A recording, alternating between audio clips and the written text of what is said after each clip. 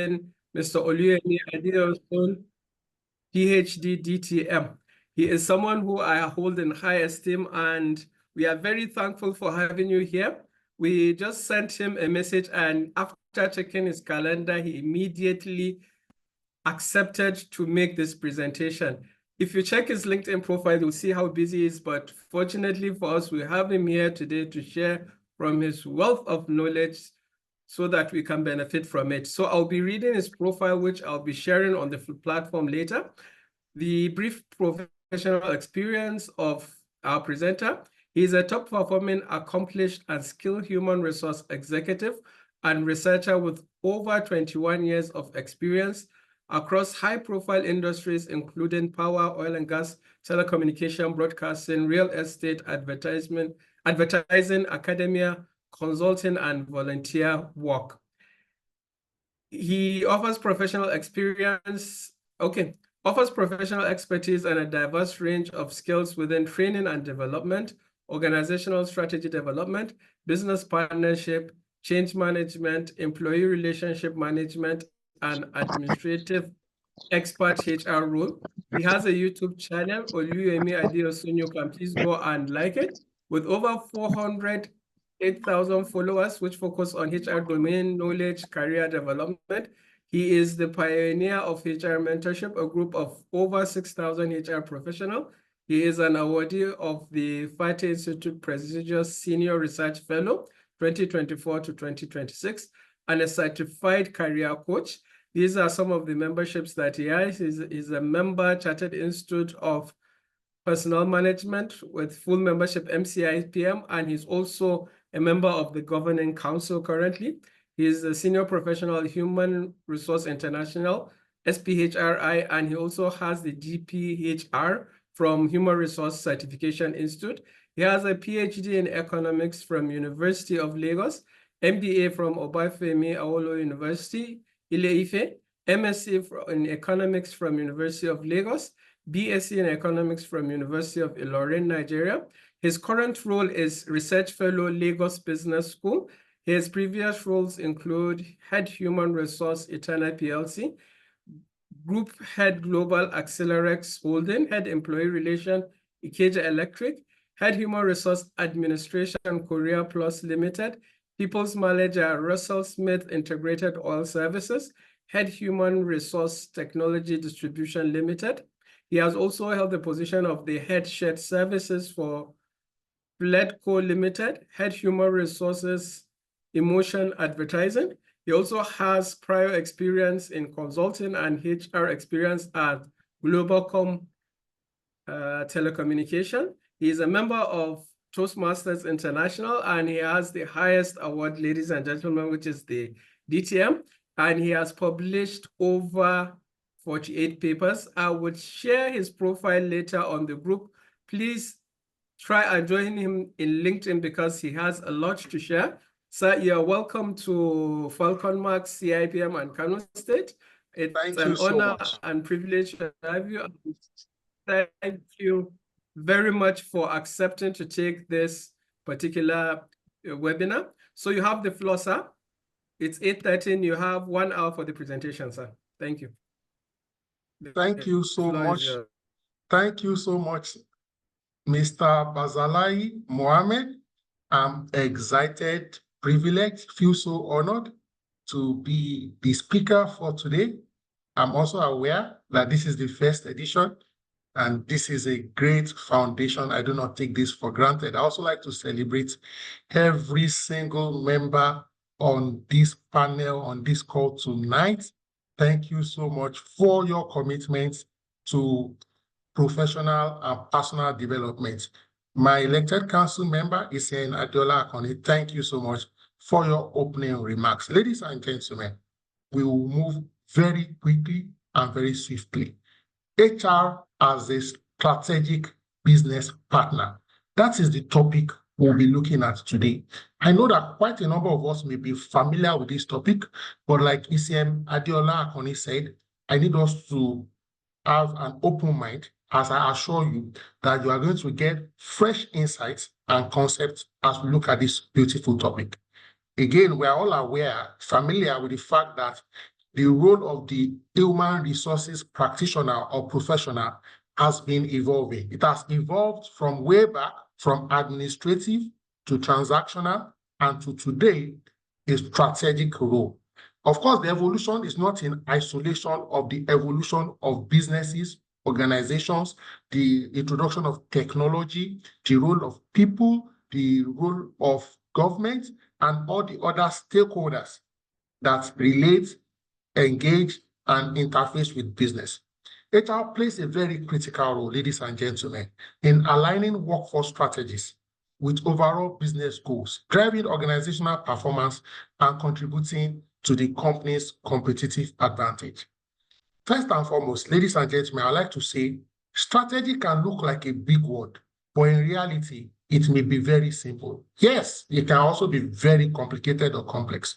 But let's just say for today, that strategy is how to move from point A, which is our current state, to point B, which is our desired state. In other words, organizations, businesses, it doesn't matter if it is for profit, non-profit, even government, federal, state, or local, they have mandates, they have deliverables, they have strategic imperatives, goals and objectives for a particular window. Could be for a year, could be for the short term, it could be for the long term.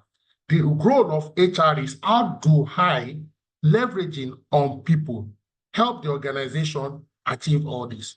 Now, one of the HR leaders that have pushed the role of the strategic role of HR is David Ulrich.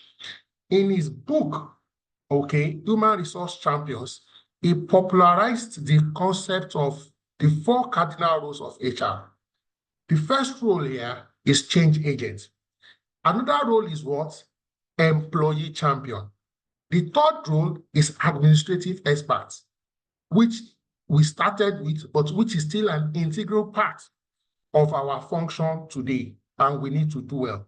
The fourth role that David Ulrich mentioned and exposed us to is what? Strategic partner.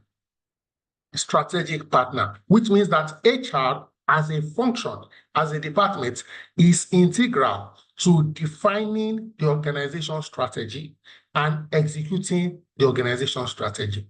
So let me just sound this loud and clear very early as we start today, that it is not like the board or management will have agreed, discussed the strategy, and then say, HR, go and help us run with this. It is best that either HR or HR represented in the board will be part of the conceptualization, so that as we are thinking of what we want to do in the future, what we want to do in the short term, what we want to do in the medium term, long term, HR has inputs, or people with robust HR knowledge and insights are contributing and helping to define the strategy, and then much more importantly, helping to execute the strategy. Ladies and gentlemen, I've defined or explained quickly and briefly what strategy means. I also like to explain very quickly what partner is, because we are talking about a strategic HR partner. A strategic HR partner are HR professionals helping the business lines solve their human issues. I'll say that again. We help the business lines solve their human issues. What are the business lines? Business lines could, for example, include, so you can have different products. That can be a business line. You can be in different geography. Maybe you have the Southwest, South-South, Northwest, North-Central. You can even have international or West Africa, Africa. Those could be the lines. So lines can be product-based, lines can be service-based, lines can be territorial or geographic-based. Now, in this production of either goods or services, you will now have dedicated HR professionals or an HR professional that is assigned that strategic partnering role, which means that this HR business partner must not only understand people, their skills, their knowledge, their attitude, but he must also understand the business. Let me give an example. Assuming that I'm trying to improve my friendship with Mr. Mohammed, one of the things I must do is to, for example, know him better. For example, I need to know, is he a quiet person or an outgoing person? If he's an outgoing person, I will, for example, be suggesting, oh, can we go and watch a movie somewhere? Can we go and play football somewhere? If he's a quiet indoor person, I'll be suggesting, oh, can I come to your house and we play chess, play Scrabble? Why? I want to understand him so that I can relate with him better. HR too must understand the business. In understanding the business, we must understand the entire business value chain, from how do we source our raw materials, for example, to how do we source the funding for our business, to how do we source our customers and clients, to how do we fulfill delivery of the orders of our product and our services to our customers. You must understand the business value chain end to end and all the stakeholders that impact on the business value chain. For example, the regulator. For example, the raw material supplier, the vendors. For example, all the different the union, all the stakeholders. Do we have consultants? Do we have vendors? And so on and so forth. So you will see that the HR business partner is operating from a place of knowledge. Now, let me also say here that generally speaking, there are different types of HR models. So some organizations use, for example, HR generalists, and they service all the HR functions. And it can be okay depending on the nature, size, scope of the business. However, some organizations now have what we call, so their HR, so to speak, I'm trying to be as simple as possible here, can now like partition HR into two segments. They will have what we call a team or unit that is HR business partnering. These ones will be assigned, for example, to products or territories or business functions. Then we'll now have what we call center of expertise or center of excellence. In this center of expertise or excellence, you will now have people like performance management specialists. You could even have recruitment specialists. You could have organizational development specialists. So while the HR business partner, in quotes, has a general HR background and overview, but they have a superior business knowledge and they are able to, on the go, provide support, solutions, to advise, counsel to the business lines. From time to time, when they have very technical issues, the HR business partner can now escalate, confer, engage with the people in the center of excellence or center of expertise. Are we together? Some organizations work this way. Again, there's no right or wrong model. It depends on the outlook of the business. It depends on the magnitude, the scale, and scope the business is operating with. So HR business partner is very near to the business. Very, very near. In fact, my preference is that the HR business partner will sit with that business. I'll give you an example. So if you are HR business partner sales, I prefer that HR business partner is sitting in the sales office and not sitting inside HR office. If you are maybe HR business partner for manufacturing, sit in the factory or in the factory building, not in the cozy AC of the head office. Are we together? So that you are physically near to the business, mentally near to the business. There are certain insights, ideas you will provide, you will give because of visibility. Visibility means sight, visible to you. Because you are seeing, your solutions will be more customized, will be more tailor-made, and then they will be more feasible. F-E-A-S-I-B, feasible. Sometimes if something is not visible to you, you cannot come up with a solution that is feasible. You are not just talking theory or just trying to leverage on an experience, a previous experience. Meanwhile, the context is not the same. Ladies and gentlemen, I hope you are getting some value so far. At this pace, I'll move a little extra faster. I haven't laid this minimum foundation. I'll look at a number of things that the HR business partner does. Then I'll now wrap up by looking at the strategy for HR business partnering so that when we leave this place, we'll have full value for our time, full value for our data. Ladies and gentlemen, the first thing, like I already alluded to, is that HR business partner needs to what? Align HR strategy with the business goals. So the business comes first and next HR. The business strategy first and then the corresponding HR strategy to implement the business strategy. Ladies and gentlemen, HR must ensure that its objectives and strategies support the overall vision of the business. Understanding of the business model, understanding of the market environment, understanding of the short, medium, and long-term company objectives. Ladies and gentlemen, HRBP or HR as a function must participate in the strategic planning sessions with the leadership team, the board, as the case may be, so that HR can anticipate the talent needs of the organization, forecast workforce strengths, and develop policies that directly contribute to business growth. Now, let's look quickly at an example of this first function of HR. A technology company looking to expand globally identifies the need to hire bilingual engineers in a new market. What will HR do? HR will collaborate with leadership to understand the business expansion strategy, design a targeted talent acquisition plan focusing on regions, for example, like Europe and South America, or West Africa and North Africa, as the case may be.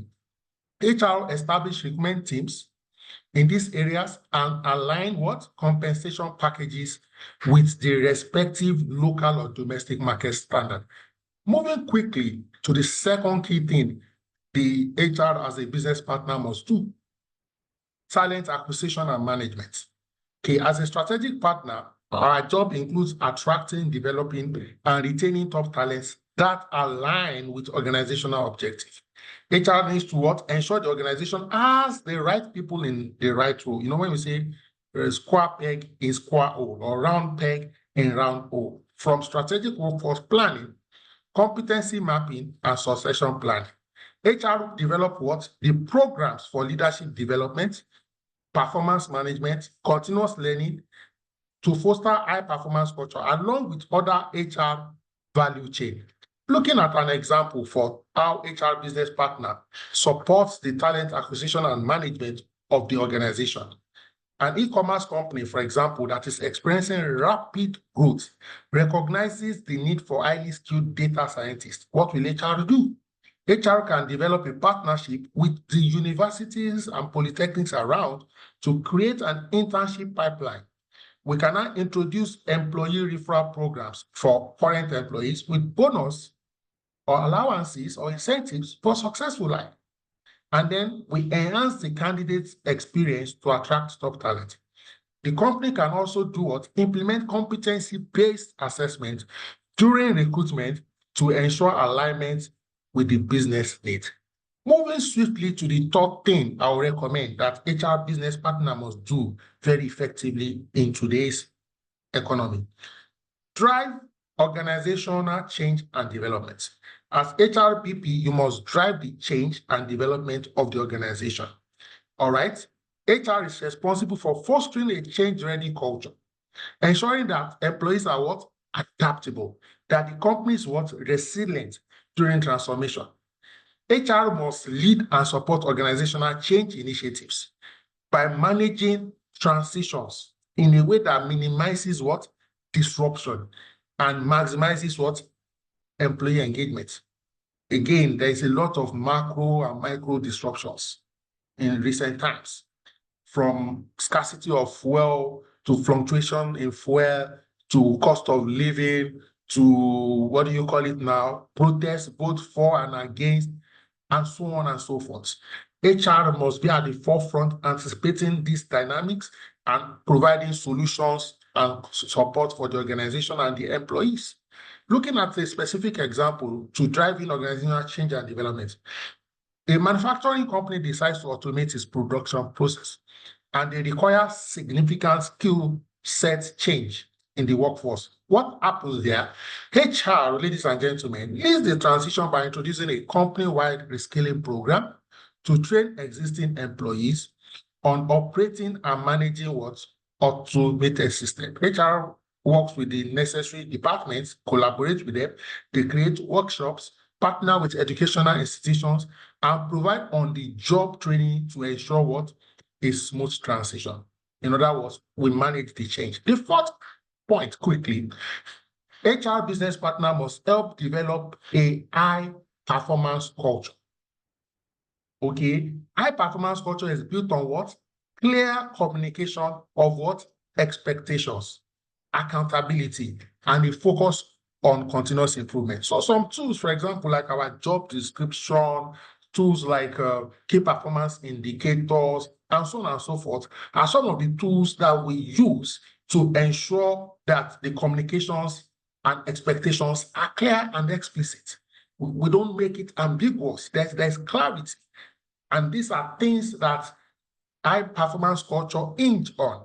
HR as a strategic business partner, ladies and gentlemen, must align employee behaviors with the company's values and goals through well-designed performance management systems, recognition systems, and initiatives that enhance motivation and morale. An example, okay, a retail chain seeks to boost sales performance across its store. HR implements a performance management system that links individual goals to the company's revenue targets. Are we together? They introduce quarterly reviews and reward top performers with incentives such as bonuses, public recognition, career advancement opportunities, and so on and so forth. This approach improves employee motivation and performance, contributing to what? Employee overall success. Next, perhaps I should have even made this the first point, but it's also very good where it is. HR business partners must focus on what? Data. And there's a popular saying that in God we trust, all others must bring data. I'll say that one more time for emphasis. I'll reiterate that. In God we trust, every other person must come with what? Data. HR is increasingly leveraging human resource analytics to provide data-driven insight. So it's not just, oh, I feel, I perceive, our people know data. Metrics such as employee turnover rates, engagement scores, performance metrics can help identify trends and what? Opportunities for improvement.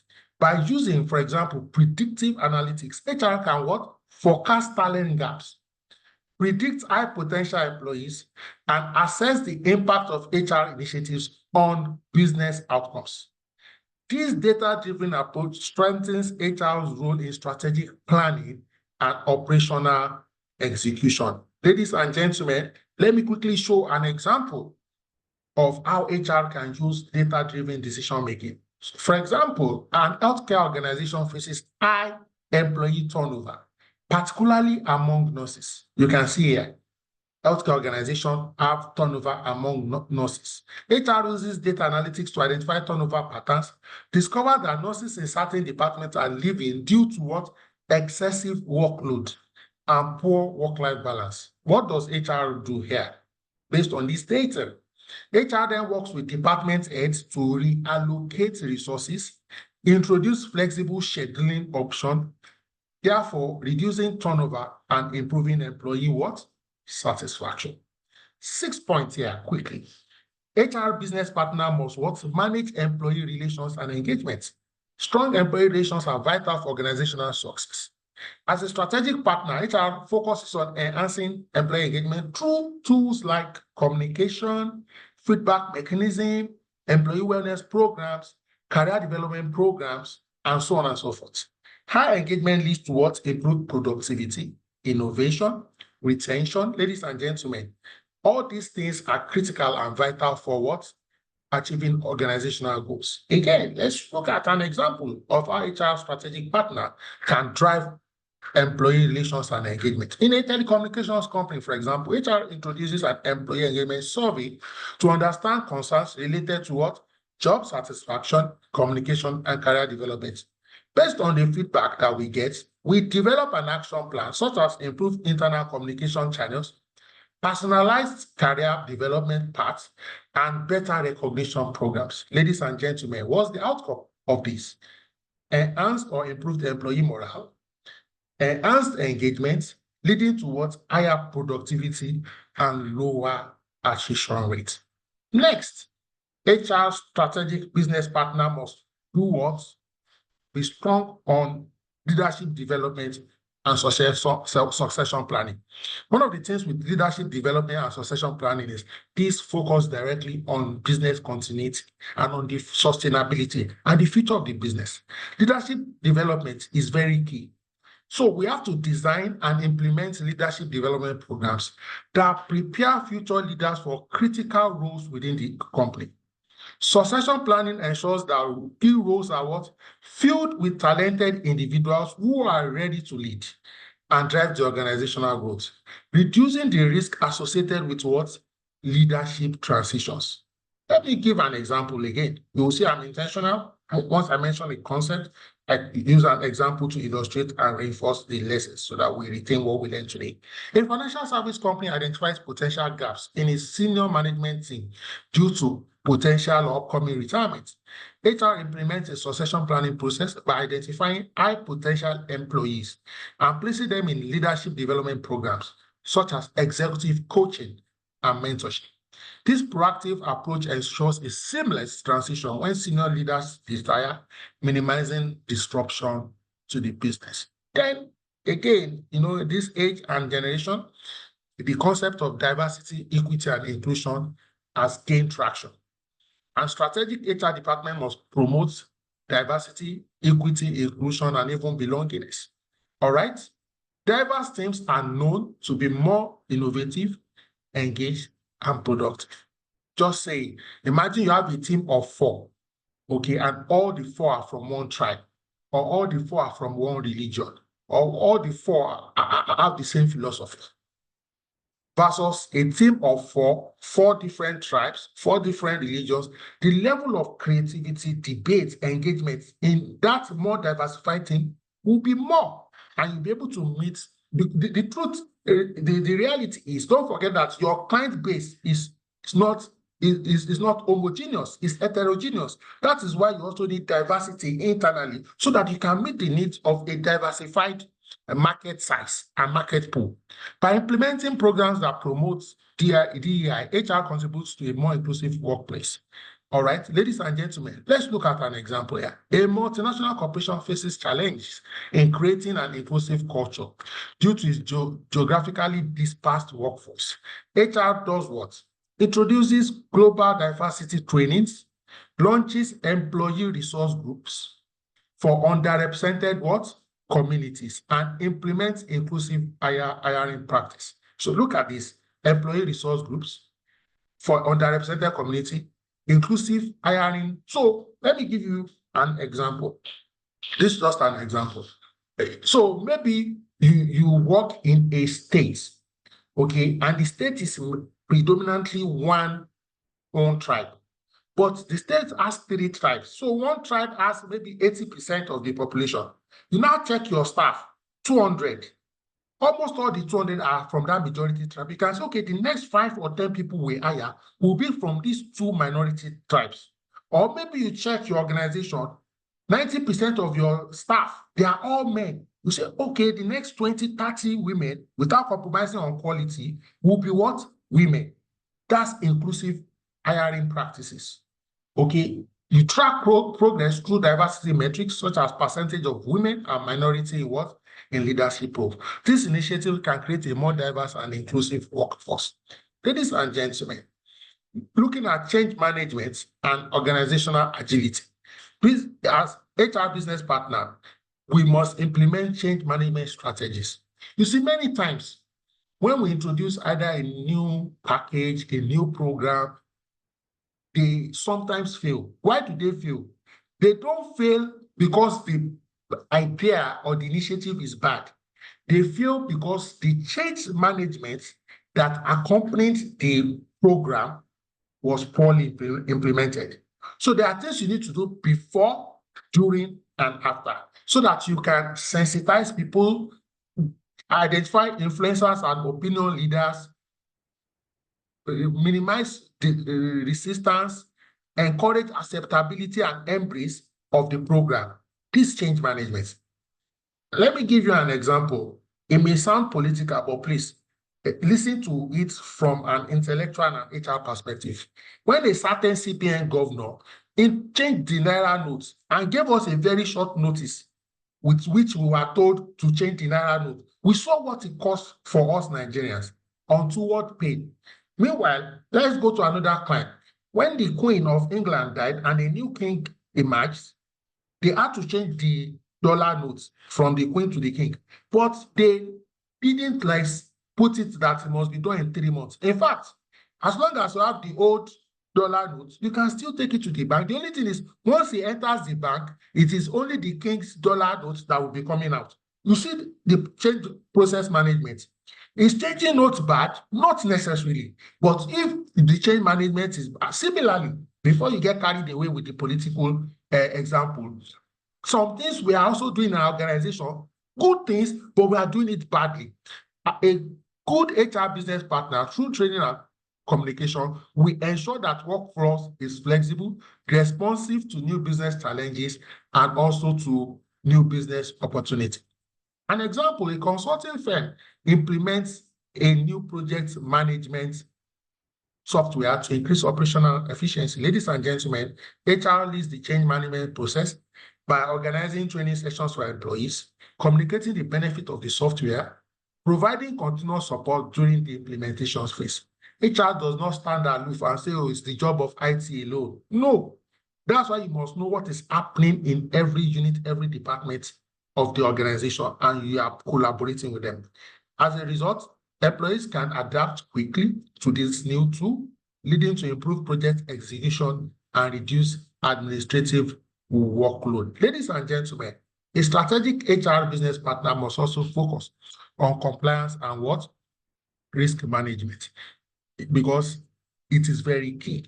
Now, let's look at an example of this. A global logistics company faces challenges in staying compliant with evolving labor laws across different countries. HR established what? A compliance team that regularly audits HR policies to ensure alignment with local and international regulations. They also train managers on handling sensitive issues such as what? Discrimination, harassment, workplace safety, thereby reducing the risk of lawsuit and penalty. Let's move to the final concluding phase of this session, ladies and gentlemen, and that is like a strategy framework for HR. Now, don't take this as one size fits all, but this is a good starting point in case you don't have any framework. All right, ladies and gentlemen, again, if you have followed the conversation, you will also see how we have applied this framework in many of the examples I've already cited today. The first thing in HR strategy is understanding the business context. Very, very, very important. For example, if you are running an Islamic bank, that context is different from if you are running a commercial bank. They both have banking, but they have fundamental differences, and the approaches are what?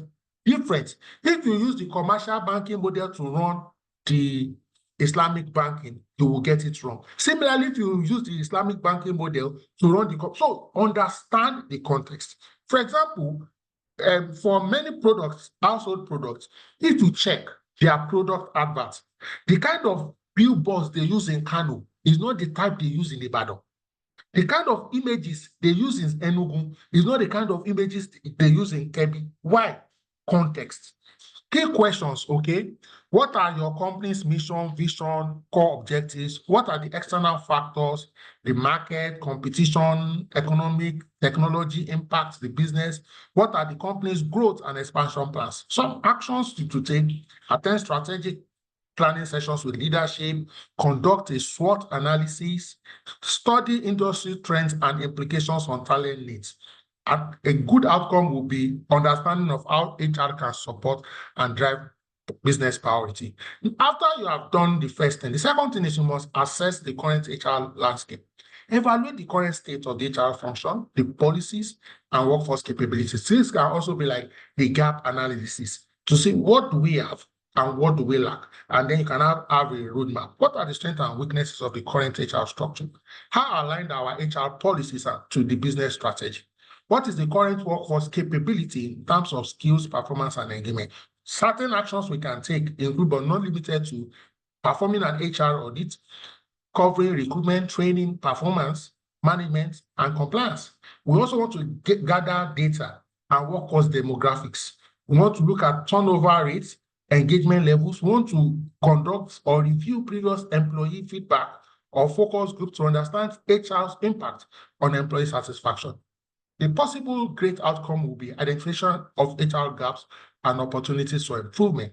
Then, step 3, we now go ahead and define HR goals and objectives. Set clear, measurable goals that align HR initiative with what? Business objective. What specific HR outcome will support the business growth and competitive advantage? How will HR contribute to innovation, productivity, and operational of efficiency? Ladies and gentlemen, what will be the key performance indicators that we will use to measure our success, our progress? Possible activities and actions will include align HR goals with business priorities, for example, leadership development, workforce agility, diversity, equity, and what? Inclusiveness. Set SMART goals, establish metrics to track progress. Outcome will be, we are going to successfully link our HR goals to business performance and strategic outcomes. Next, we have to develop HR strategies, initiatives, programs, and so on and so forth. How will HR acquire, develop, and retain the staff needed for business outcome? What specific programs will enhance employee engagement, leadership development, and inclusion? How can HR leverage technology to improve processes and decision-making? Some of our actions will include design talent management strategies, implement initiatives for employee wellness, all these, thank God it's Friday activities, bonding activities, for example, outings. We need to use HR analytics to drive data-informed decisions, and the outcome will be an HR roadmap that includes specific programs and initiatives to support business objectives. All right, next, we implement and execute HR plans. You know, they say that if you have beautiful strategy and you have poor execution, you are the same as somebody that doesn't have any strategy. So HR must roll out HR strategies across the organization, ensuring alignment with business processes. The strategy should be communicated to leadership. Of course, you get the approval and buy-in, communicated to employees too, so that you can run with it. What resources and tools are needed for successful implementation? Ladies and gentlemen, how will HR ensure continuous improvement during execution? So communicate the strategy, equip the HR team with necessary tools, could include recruitment software, learning management systems, and money, budget, funding for some of the engagements, okay? How do we monitor progress? Through regular check-ins with department heads and leadership. Very, very important. Then you need to measure, evaluate, and adjust. And adjust. Yes, I'll say that again. We need to measure, evaluate, and adjust. In the process of measuring, in the process of evaluation, we'll be seeing what is working and what is not working. We may drop some ideas, we may tweak some ideas, we may introduce new ideas. It's not compulsory that if we started with 10 programs, we must end with 10. We may start with 10, end with 7. We may start with 10, end with 10, but we have substituted 3 of the programs we started with. So this continuous loop is very key. Then we must foster a culture of strategic partnership. Okay? Partner with your business leaders, partner with your HODs, head of department, partner with your head of unit. You need to understand what each of them is doing and work together, collaborate. Let me give 1 or 2 insights here.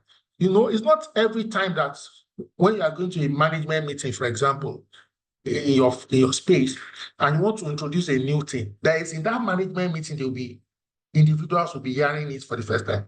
Let's assume your management team is a team of 8. Maybe 4 or 5 of them, if not all of them, you will have tried to seek individual private audience with them, explain it to them, and get their buy-in. If they had questions or concerns, they will have raised it one-on-one. You will have provided clarification or insight, or their feedback will have strengthened your presentation. So by the time you are coming to the meeting, it's almost a formality. The people who are supposed to provide resistance will now provide assistance. You understand? That's partnership. Because they will feel honored and privileged that you consulted them, that you took them into confidence, and they will become your advocate. They will become change agents. They will become champions for your cause.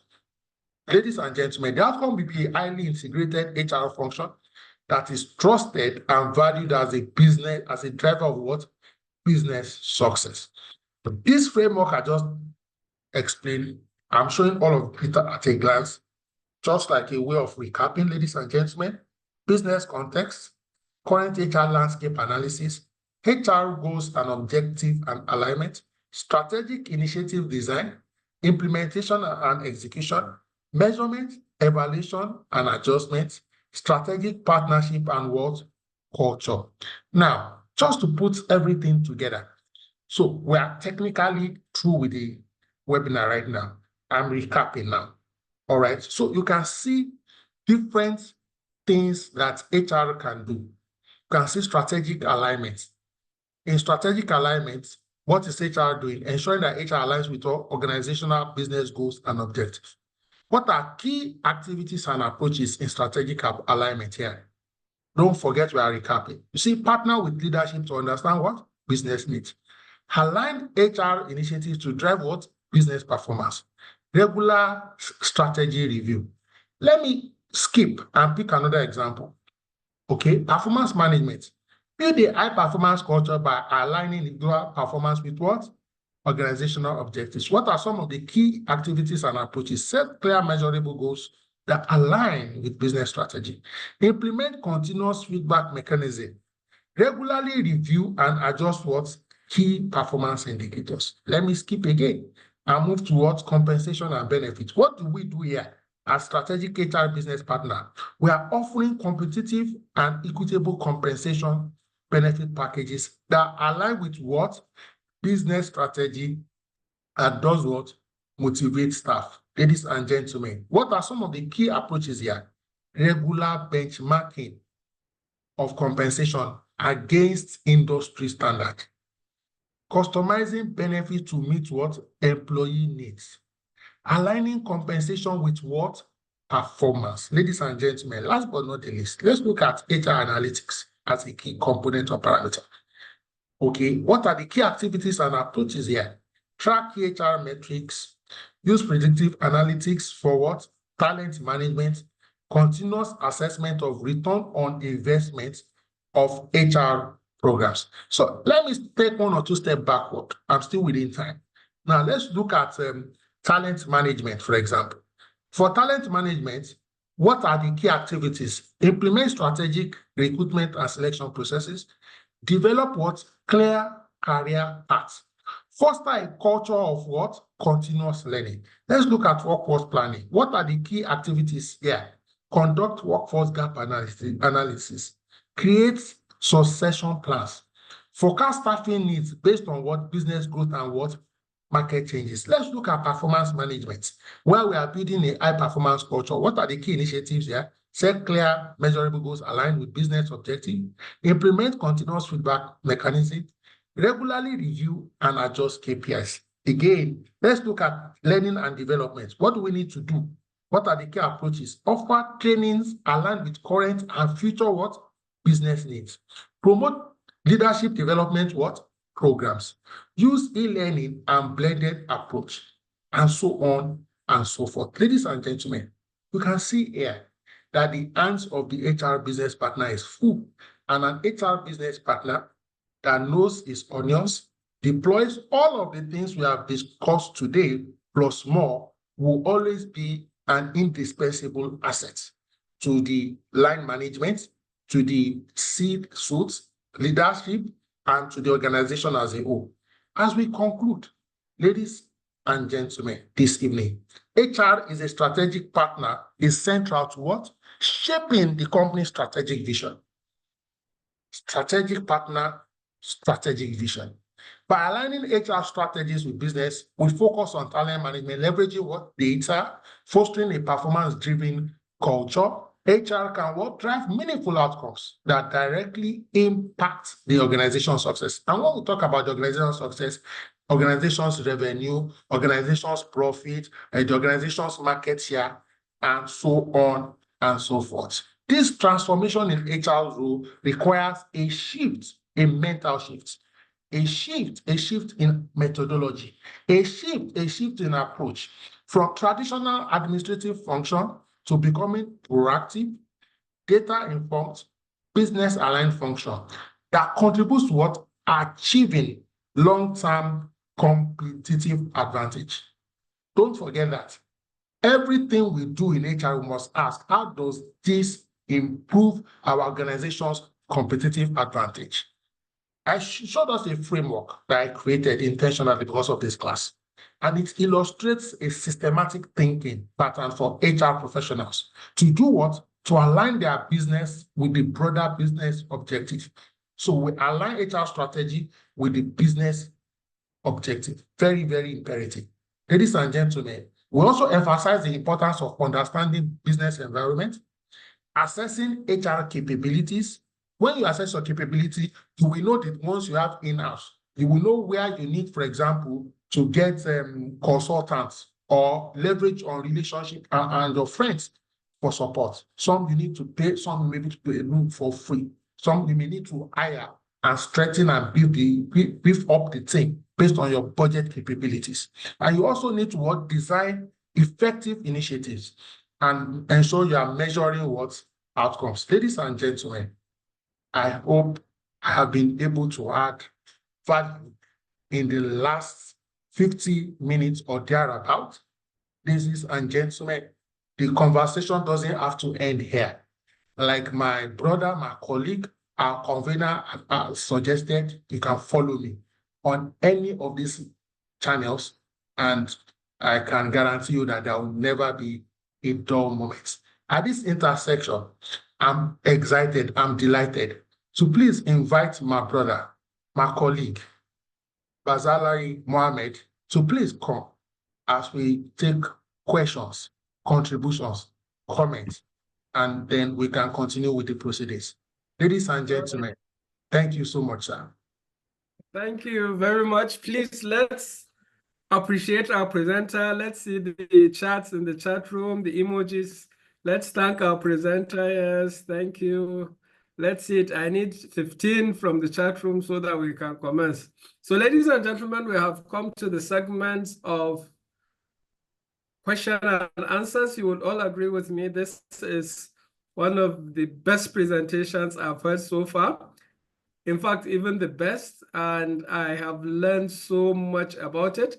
HR Business Partner is something that is gathering momentum, and as HR professionals, we're in the middle. We are between the staff and we are between the management. So we must be strategic about how we manage this relationship. And with his presentation, he has shown us that. So ladies and gentlemen, we're open for question and answers. If you have any questions, you can either type it in the chat room or you can turn on your mic. You can raise up your hand, and yes, you can raise up your hands and we will unmute you so that you can speak. Question and answers.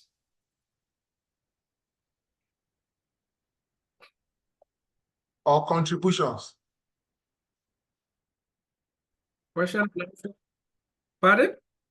I said all contributions too. Is someone speaking?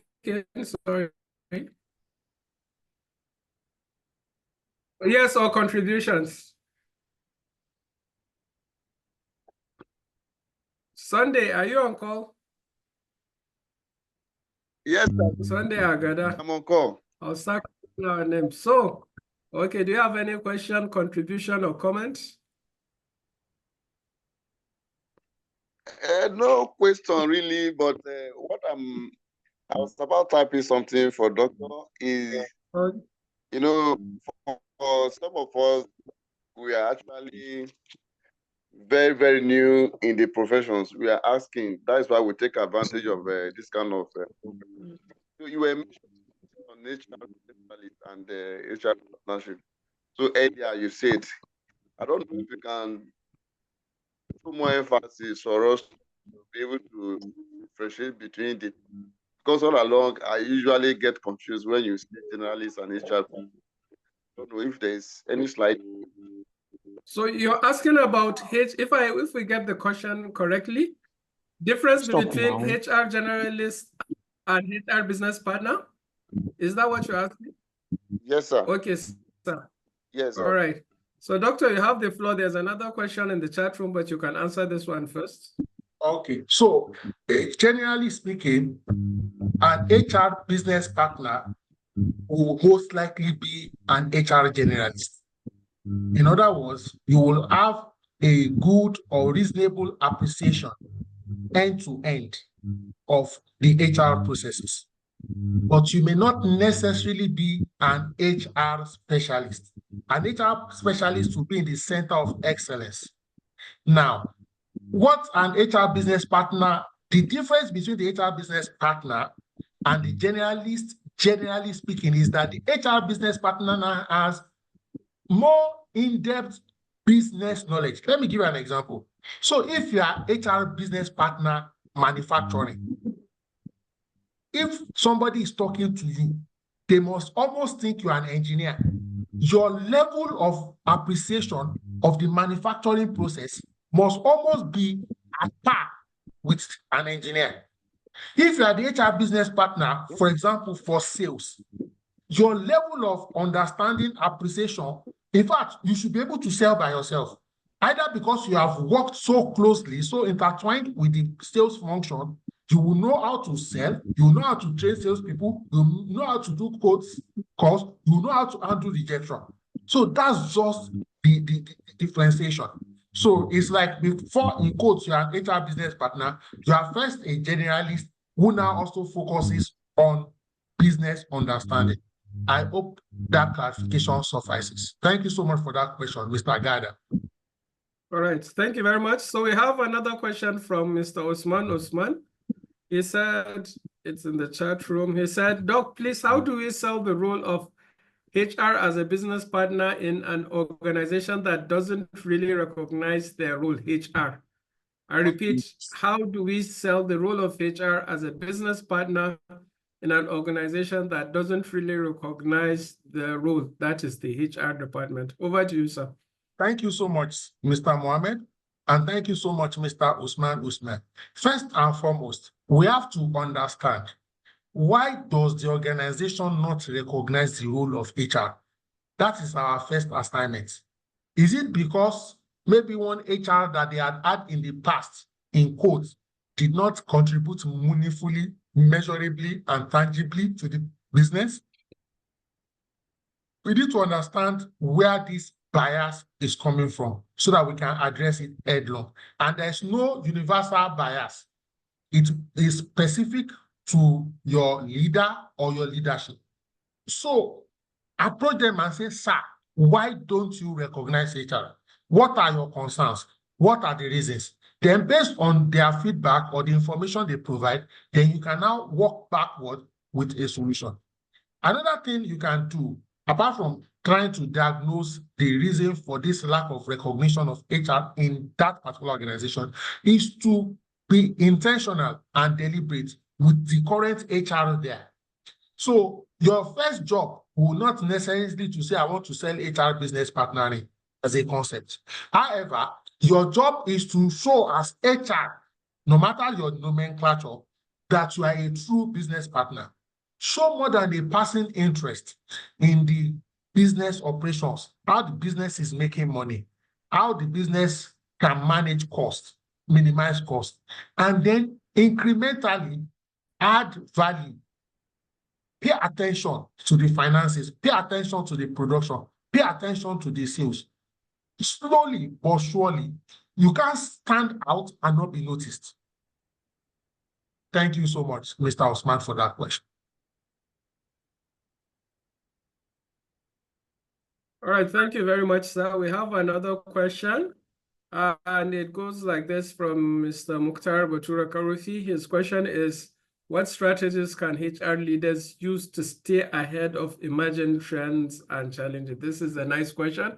I repeat, what strategies can HR leaders use to stay ahead of emerging trends and challenges? Thank you. Over to you, sir. Thank you so much for that question, Mr. Mukhtar Bature Karufi. First and foremost, let me say that the trends don't change every day. Things are changing, but it's not as if between yesterday and today it has changed. This trend can be, let's say, every quarter, 6 months, every year. And when a new trend comes, it takes a while for it to sink and mature. And when I say it takes a while for it to sink, maybe 1 to 2 to 3 years are we together.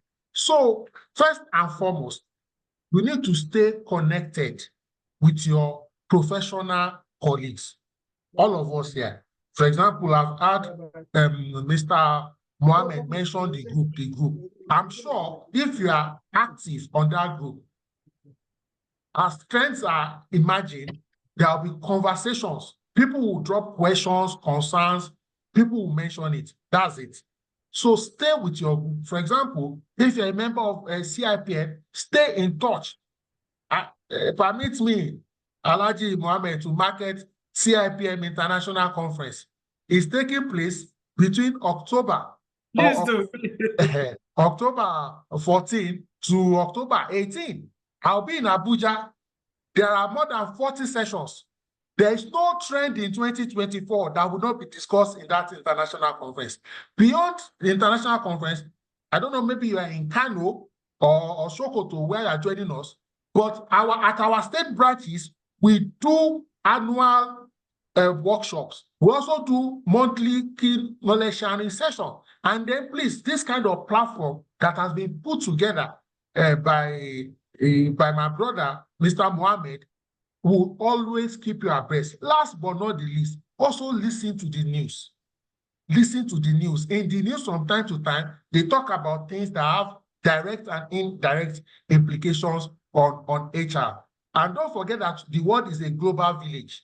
So when you are listening to the news, don't just listen to the news about Kano, about Nigeria alone, or only sports, or only politics. What is happening in Canada? What is happening in Saudi Arabia? What is happening in Kuwait? What is happening in Egypt? What is happening in Russia, Ukraine? Slowly but surely, all those things have implications.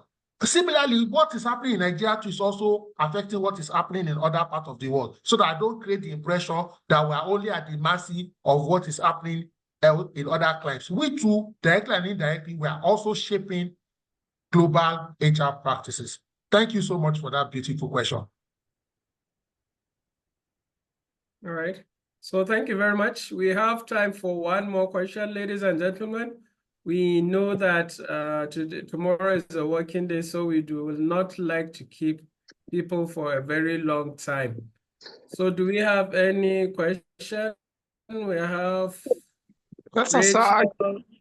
Sir, okay, Mr. Aruna. Yes, sir. All right, you have the floor, sir. Okay, sir. Sir, just 1 minute. Let me just turn on my... Okay, sir. Okay. My question is, what are the ethical concerns surrounding the use of AI in HR, particularly regarding to data privacy in decision making? Okay, thank you so much, Mr. Aruna. First and foremost, I must say that artificial intelligence has come to stay. We'll probably not be having this meeting if not for artificial intelligence one way or the other. And that is very important. Thankfully, for everything that is ethical, there can be unethical usage. Just like in medicine, where we have ethical use of drugs, and then we also have what we call drug abuse. But to just mention a few things, and let me focus on keeping us ethical rather than unethical now. When you are going to take data of people, for example, and maybe plug them into artificial intelligence tools or devices, please, especially sensitive information, make sure you get consent. I'll give you an example. Most LMS, learning management platforms, that have advanced capabilities, when you are logging into those LMS for the first time, you will see statements like, oh, this LMS tool will analyze your usage, your preference, and make recommendations and suggestions to you. Accept if you agree, or click this box if you agree. In other words, they are asking for your consent. Really, the reality is that many people, because those things may be written in tiny font, or they are so eager to use the tool, they won't bother to read. They'll just click accept, accept, accept. So sensitize people that when you are using any tool, any device, read all these fine prints. If you have any concerns, you can raise it with the HR or with the IT so that they can either provide you with additional clarification or information and comfort. Or if, for example, certain information are too sensitive. For example, you may not want to put your staff medical information on the ERP. You may want to leave that as a physical document in the file in the cabinet room. Why? Maybe the staff medical condition is sensitive and you don't want maybe somebody to hack the system or some unnecessary analysis to be done with something that is specific and peculiar to the staff. But the training record was really sensitive in that.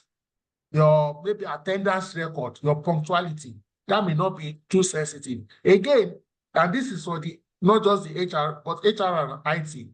You know, when you have your internal domain, if you are connecting with external software and tools, there are also non-disclosure agreements, confidentiality agreements that you sign with all these third party so that you can indemnify the organization and also indemnify the records. Then you must also continue to train and retrain your employees to sensitize them so that the things like virus does not enter into the organization, maybe through their laptop or through the connecting to all these funny sites, and then predispose the organization's data to unethical usage. That would be my response. Thank you so much for that brilliant, timely, beautiful questions. All right, thank you very much, Doctor. And thank you everyone for joining us. So at this juncture, we have come to the end of the Q&A session. The number of our presenter is on the screen. So if you have any need for further clarification, you can reach out to him via chat on WhatsApp, and you can discuss further. The material will be sent. We have shared a link. Kindly fill it so that we can use your number or your email to send